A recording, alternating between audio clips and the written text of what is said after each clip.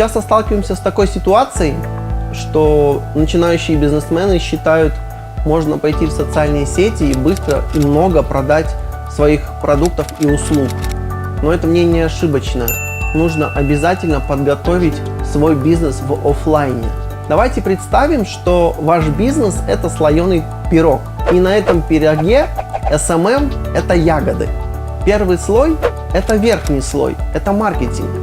Вы должны четко понимать и сформулировать, что за продукт вы продаете, для какой социальной сети, для какой целевой аудитории этот продукт будет предназначен. Почему? Потому что разные социальные целевые аудитории находятся в разных социальных сетях. Следующий слой – это слой крема. Это коммуникационное сообщение от вашей компании вашим сотрудникам и вашим потенциальным покупателям. То есть, как вы донесете свой продукт словами, так его и будут понимать другие пользователи и окружающие люди. Слой начинки – это непосредственно позиционирование вашей компании и продукта.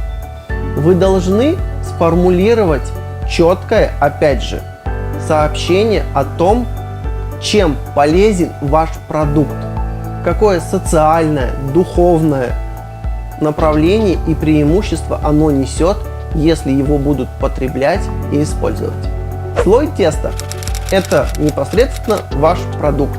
Как говорит наша подруга Асия, прежде чем открывать ресторан, вы научитесь пельмени варить.